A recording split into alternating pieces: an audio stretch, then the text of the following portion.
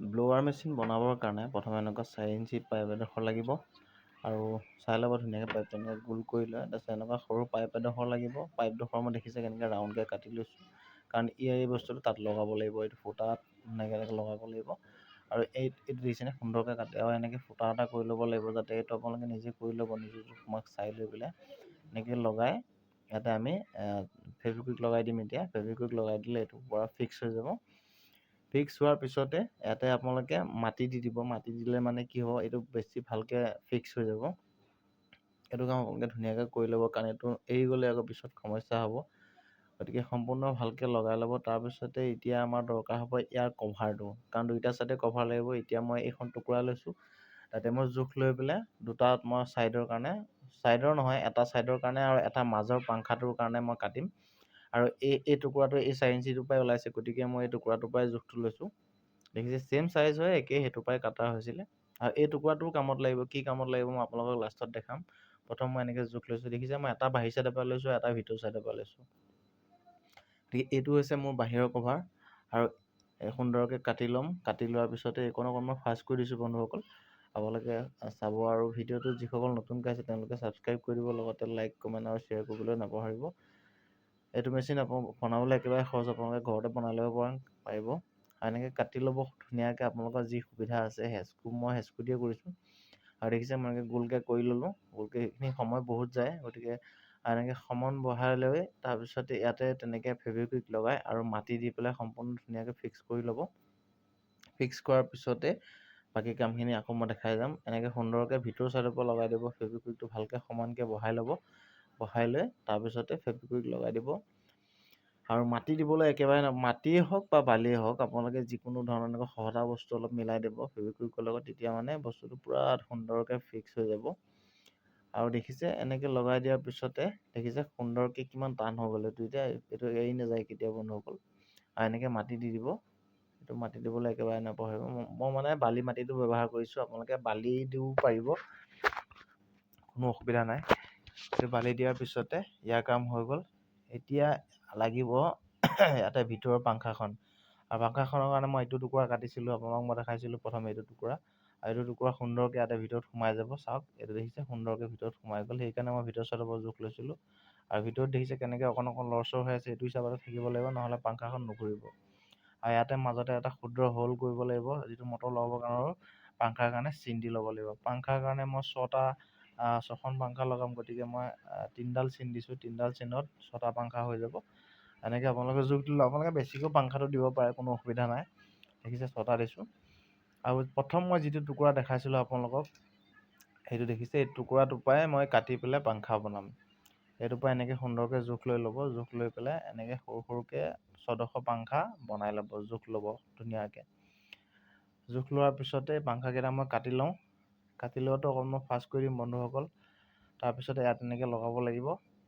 মই এতিয়া এডোখৰ কাটি দেখাই দিম আপোনালোকক, আৰু গোটেইখিনি এনেকৈ ফাষ্ট কৰি দেখাই দিছোঁ মই কাটাটো, আপোনালোকে নিজে চাই ল'ব। আৰু এইটো কাটাৰ পিছতে ইয়াতে আমি আকৌ ফেব্ৰিকুইক লগাই এডোখৰ এডোখৰকৈ ধুনীয়াকৈ ফিক্স কৰিব লাগিব তাতে। আৰু ফেব্ৰিকুইকটো লগাওঁতে একদম ভালকৈ লগাব যাতে সম্পূৰ্ণ লাগে, নহ'লে মানে হেৰি নহ'ব, ফিক্স নহ'ব। পিছত পাংখা চলি থাকোঁতে ভাঙি যাব, পিছত অসুবিধা হ'ব। দেখিছে এনেকৈ লগাব লাগিব এডাল এডালকৈ। এইটো পাংখাটো অকণ বেণ্ড হ'ব, গতিকে বেণ্ড হ'লেহে বতাহটো ভালকৈ ওলাব। গতিকে অকণমান বেণ্ড, সেইটো কাৰণে মই এই 4 ইঞ্চিটোৰ পৰা অকণমান ৰাখি থৈছিলোঁ পাইপ। আৰু এনেকৈ গোটেইখিনি টুকুৰা এনেকৈ কাটি ল'ব। কাটি হোৱাৰ পিছতে মই এইখিনি অকণমান ফাষ্ট কৰি দিছোঁ বন্ধুসকল। আকৌ এবাৰ কৈছোঁ, এইটো চেনেলত মোৰ এনেকুৱা ধৰণৰ ভিডিঅ'বোৰ পাই থাকিব, আৰু ভিডিঅ'বিলাক চাব আপোনালোকে। আৰু ভাল লাগিলে লাইক কমেণ্ট আৰু শ্বেয়াৰ কৰিবলৈ নাপাহৰিব। চেনেলটো আৰু ছাবস্ক্ৰাইব কৰি দিব। আৰু এনেকৈ সম্পূৰ্ণ কাটি হোৱাৰ পিছতে আপোনালোকে আৰু এটা কাম কৰিব লাগিব, ইয়াতে যিখিনি মানে ছাইডৰ লেতেৰা আছিলে চাফা কৰিব, সেইখিনি কাটি ল'লোঁ। কাটি লোৱাৰ পিছত এতিয়া ইয়াত এনেকৈ এটা এটাকৈ ফিক্স কৰিব লাগিব। ফিক্স কৰাৰ পিছতে পাংখাখনৰ কাম হৈ যাব। তাৰপিছত আমি ইফালৰ বাহিৰৰ যিটো কভাৰ আছে, আৰু এটা কভাৰ থাকিব, সেইটো কভাৰৰ কাৰণে এনেকৈ আমি হেৰি কৰিম। দেখিছে এনেকৈ এটা এটাকৈ সুন্দৰকৈ লগাই যাব। সুন্দৰকৈ লগাই চাওক, মোৰ কমপ্লিট লগাই হৈ গ'ল। এইখিনি এনেকৈ লগাই দিলোঁ। 6টা পাংখা মোৰ লাগি গৈছে, আৰু মই ফেব্ৰিকুইক লগাই লাষ্টত আকৌ মাটি বুলিয়ে কৈ আছোঁ, মই মাটিটো দি দিছোঁ। বালি মাটি হয় এইটো দিলে বেছি ভাল, মানে এইটো দিলে ফেব্ৰিকুইকটো পূৰা মিক্স হৈ যায় আৰু মানে বহুত বহুত মানে ষ্ট্ৰং হৈ যায় তাৰপিছত এইটো এনেকৈ লগাই দিলোঁ। তাৰপিছতে এতিয়া আমাৰ লাগিব কভাৰটো, আৰু কভাৰটো লগোৱাৰ আগত ভিতৰত বহাই চাই ল'ব সুন্দৰকৈ সোমাইছে নাই। দেখিছে সুন্দৰকৈ সোমাই গ'ল, সুন্দৰকৈ সোমাই গ'ল। এতিয়া মটৰটোৰ কাৰণে যিটো ইফালৰ পৰা যিহেতু মটৰ লাগিব, মটৰটোত পাংখাখন লাগিব, গতিকে সুন্দৰকৈ যিটো ফুটা কৰিছিলোঁ আমি ফুটাটোত চিন এটা দিব লাগিব। কাঠপেঞ্চিল দি চিনটো আপোনালোকে দি ল'ব। তাৰপিছতে ড্ৰিল মেচিন দি হলটো ফুটা কৰিব লাগিব। এনেকৈ ফুটা কৰি ল'ব, চিন দি ল'ব। দেখিছে মই চিনটো ক'ত পৰিছে, মই এইটো পাই গ'লোঁ। এতিয়া ইয়াতে মই ড্ৰিল মেচিন দি ফুটা কৰিম।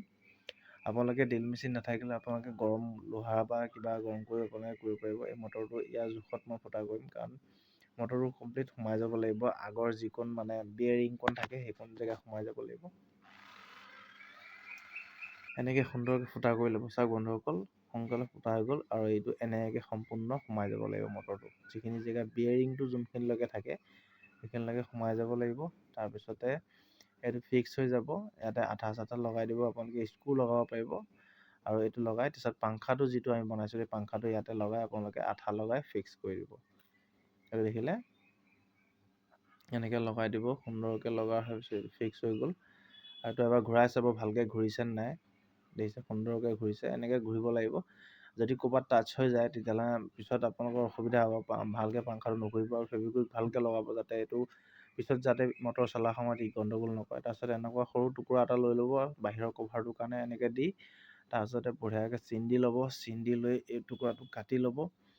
কাটাৰ পিছতে কভাৰটো লগাম, আৰু কভাৰটো লগোৱাৰ আগতে আৰু এটা কাম আছে, ভিডিঅ'টো আপোনালোকে চাই থাকক বন্ধুসকল শেষলৈকে। আৰু ইয়াত স্কিপ নকৰিব, স্কিপ কৰিলে আপোনালোকে বস্তুটো বুজি নাপাব কেনেকৈ বনাইছোঁ। আৰু এই প্লাষ্টিক যিখিনি মই ব্যৱহাৰ কৰিছোঁ, এই প্লাষ্টিকটো ক'ৰ পৰা কৰিছোঁ মই লাষ্টত কৈ আছোঁ। এই প্লাষ্টিকখিনি মই ক'ত পালোঁ, কেনেকৈ পালোঁ।